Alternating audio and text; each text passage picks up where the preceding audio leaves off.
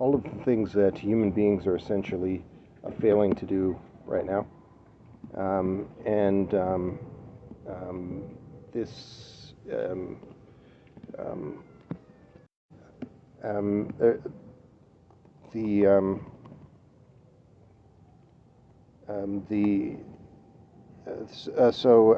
we are squandering an opportunity to have these human cognition force multipliers and labor force multipliers being used in a humane and sustainable fashion.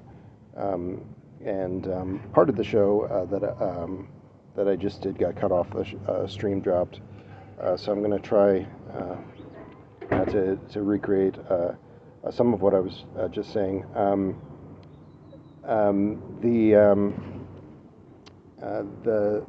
This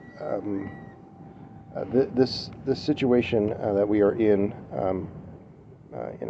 if you've seen, if you've read a book called The Republic of Walmart, it describes how a few entities, namely Walmart and Amazon, are able to operate at such scale and with such a degree of automation that they're akin to Soviet-style planned economies.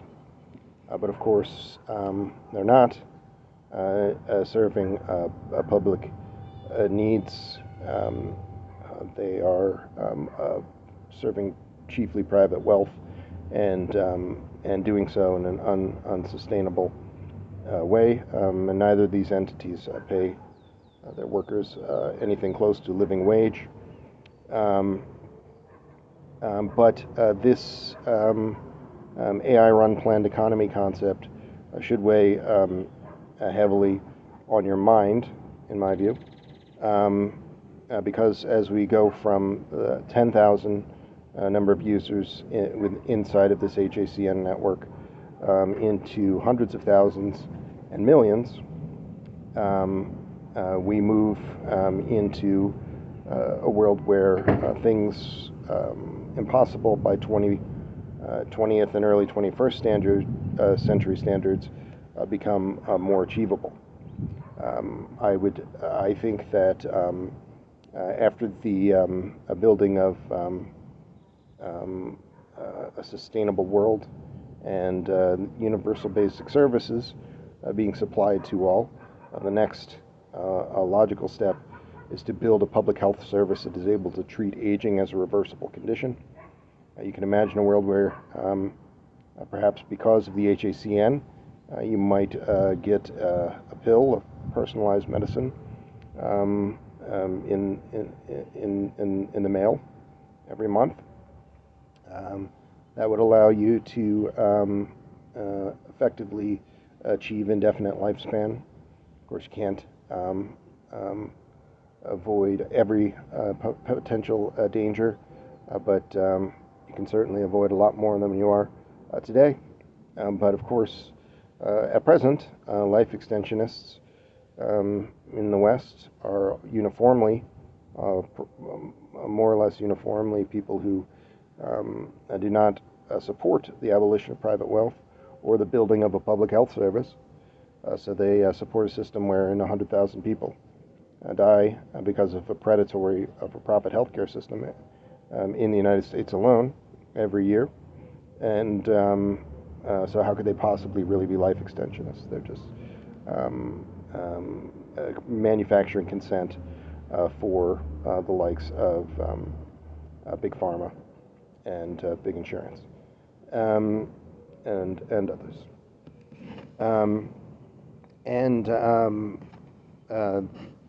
There's no more laughable group of people than transhumanists and terrestrial people. Look up that term. It's not just transhumanists. But we can escape this world of techno-fascism, and it requires that we talk to people about things like this power of open source LLM assistance being used in a series in this way. The idea is to build something that's in the near term not relying on governments, not because no government could possibly build this new superstructure. Scientific socialist governments, the handful who have modestly scientific socialist constitutions, would be equal to this task. But because of the recurring pattern of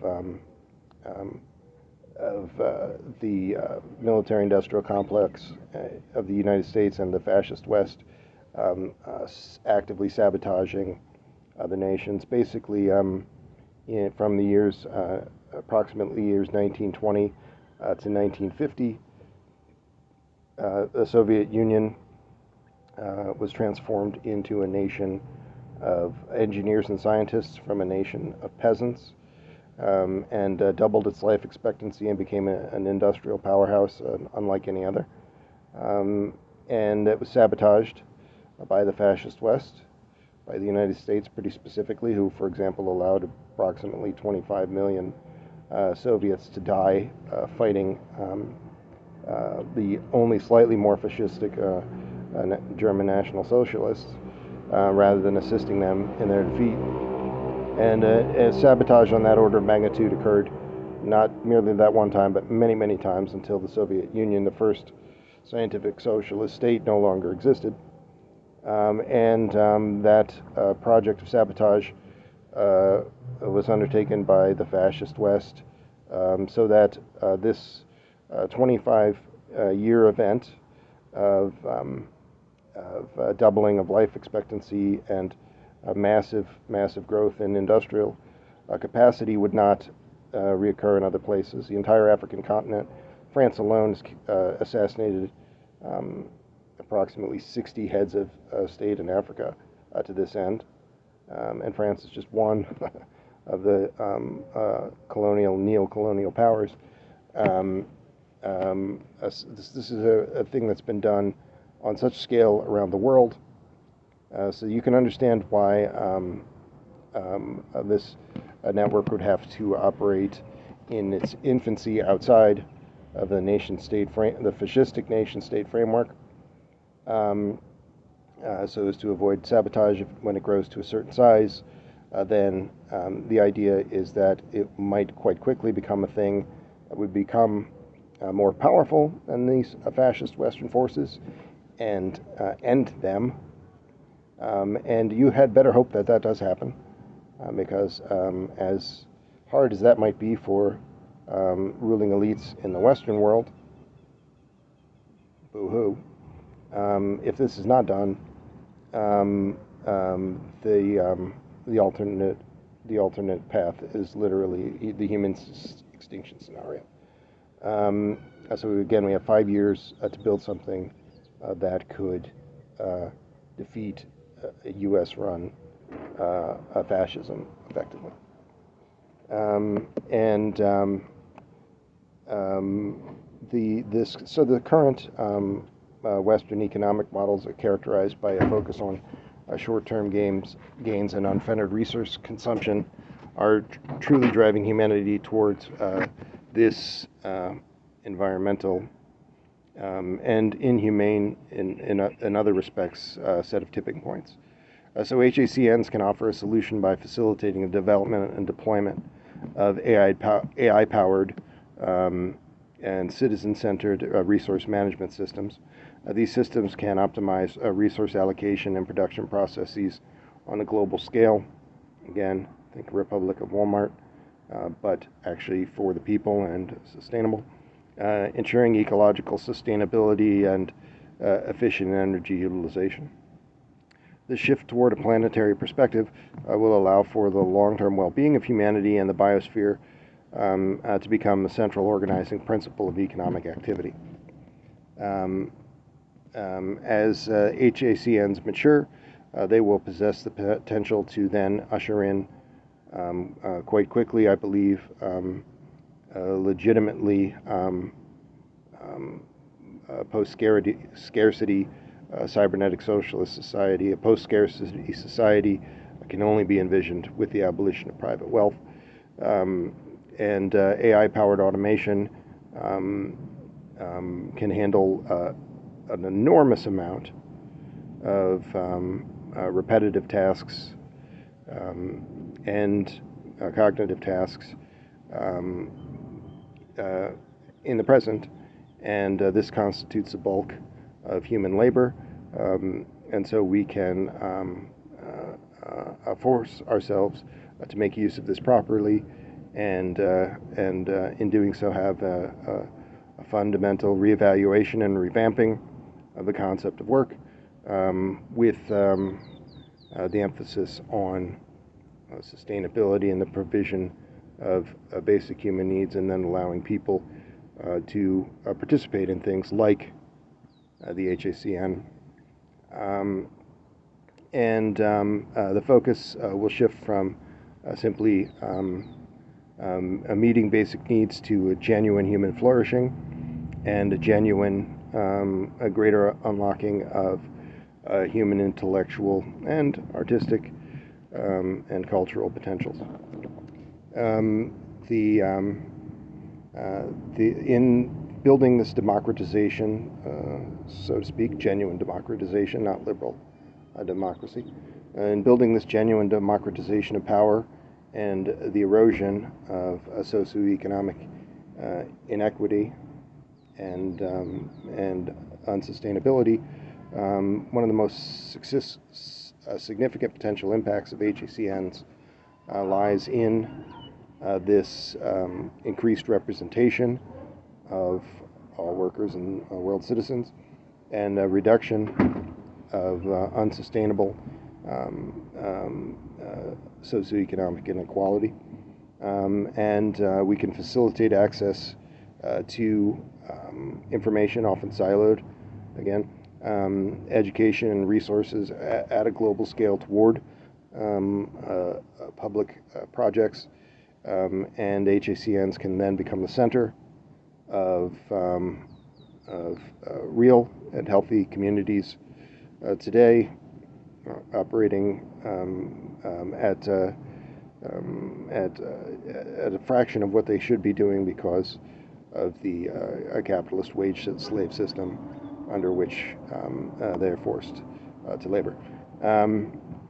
So the facility can, the system can facilitate a resource allocation based on real needs, and rather than the desire to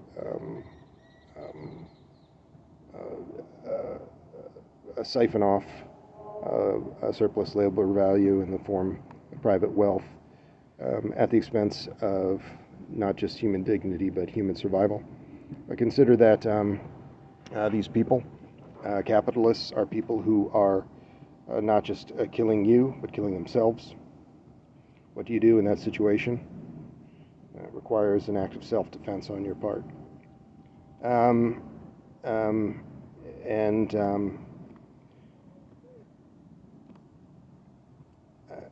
The transition from nation-state models to a global network governed by HACNs is likely to be a rocky process, and it probably, in fits and starts, in certain respects, probably quite slow. It would be ideal to see the thing built with millions of users by 2030, but we might see the emergence of regional HACNs tackling specific challenges. I think of a coastal megacity with water shortages. There are many. We talked about a few on this show, using the full might of the HACN to, say, build a novel desalination plant in one of those large megalopolises.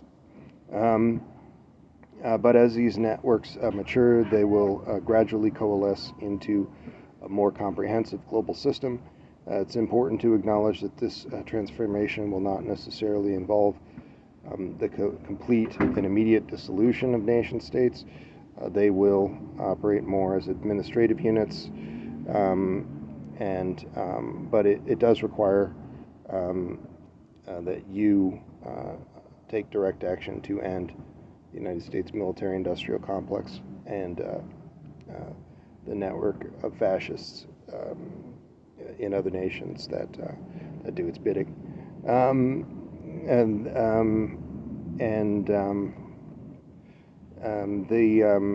world transformed by this hybrid system of AI, human collective intelligence, is a world that has changed dramatically. I think by the middle of the 21st century, we should hope for this, but we must move beyond the paradigm of fascistic U.S. Rogue states, U.S. run in the U.S. sphere of influence,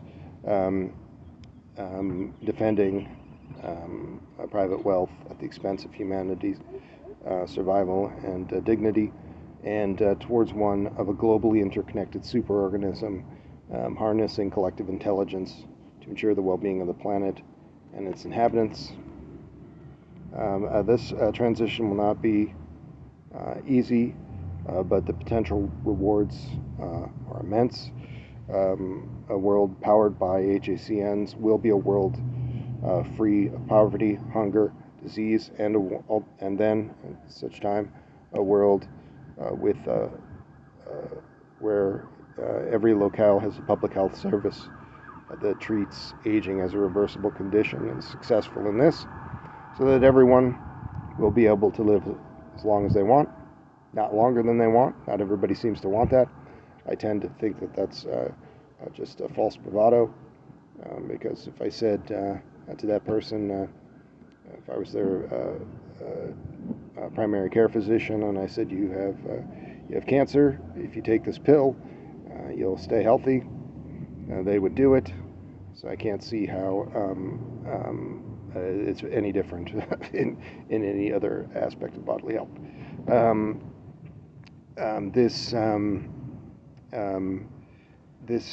We must build a world where everyone has access to this specific kind of data paradigm that I've described, to education, to healthcare, to universal basic services, and in doing that, we will build a world where millions of people can participate with relative ease in something like the HACN and make a real contribution to a humanity that's really in its intellectual infancy compared to the present-day humanity is in its intellectual infancy compared to what it will become soon.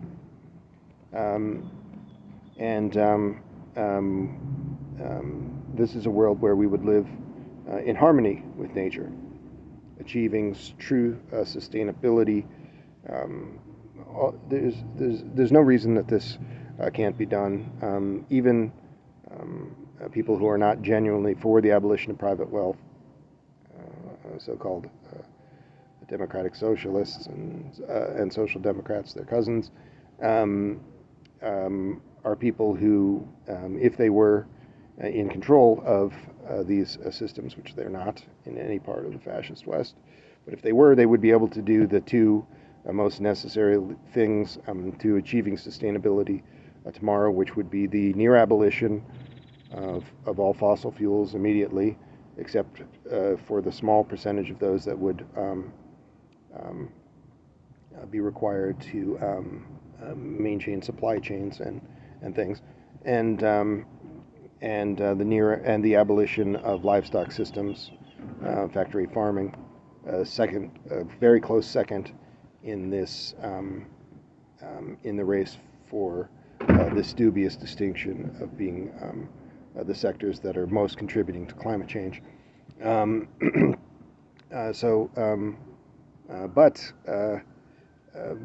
Consider that this person who's essentially a capitalist a person who is not for the abolition of private wealth. That's the difference between a fascistic-minded person and a socialistic-minded person. Ultimately, is do you support the abolition of private wealth, and are you willing to fight for that?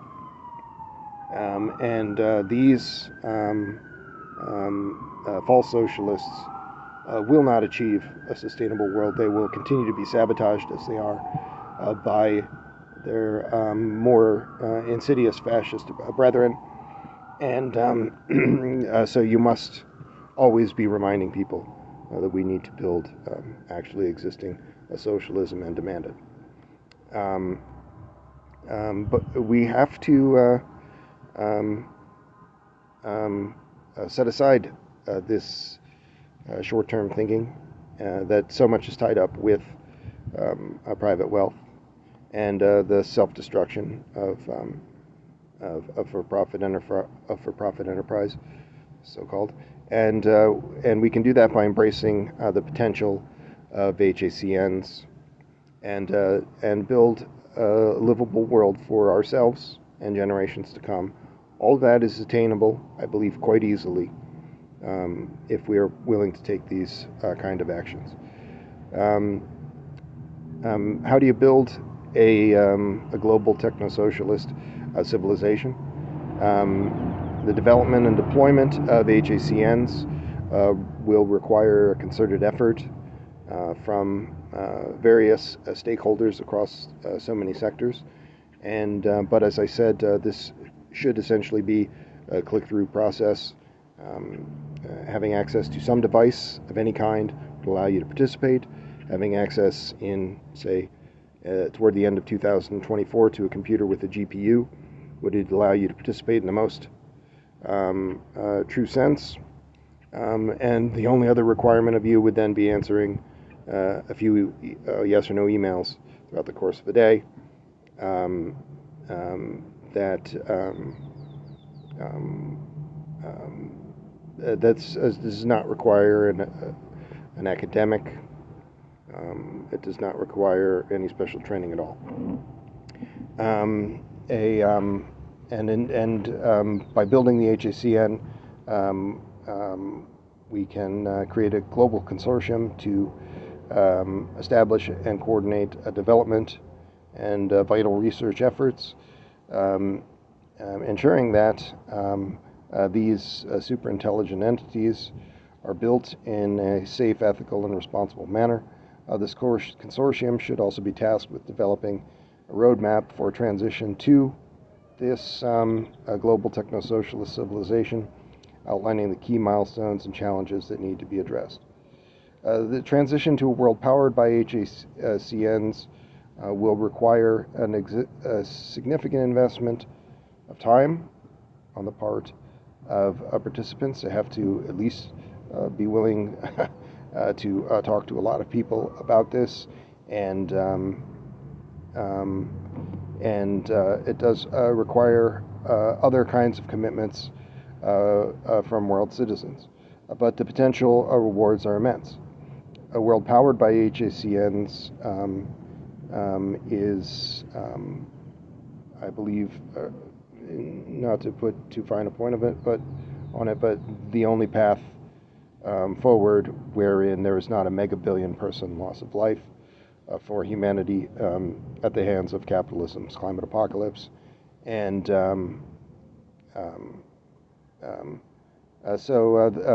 again, consider that we are at this pivotal moment in human history, and the building of hybrid artificial generally intelligent networks representing effective superintelligence built out from simple technologies that exist today, chatbots that are increasingly insightful, said to basically be powerful enough to be these superintelligence nodes by 2025. So why are we not talking about building this thing that couldn't be built before and now can? I don't know, but I'm trying to talk about it. We can, in doing so, address the most pressing challenges facing humanity and this planet other species. And I think that we can usher in this era of peace, true prosperity and sustainability. This potential will only be realized if we're willing to embrace the challenges of fighting against these more fascistic forces, fighting for and demanding the abolition of private wealth and militarism, and commit to the long-term effort required to build the techno-communist civilization that will lead to taking the next step on the Kardashev scale. I have a whole nother set of notes on that, but I think I'm going to save that for another show. How the HACN should be a means to go from a Kardashev 0 to a Kardashev 1 civilization. Maybe I'll save that for April 1st, as it is a little more of a speculative show in nature.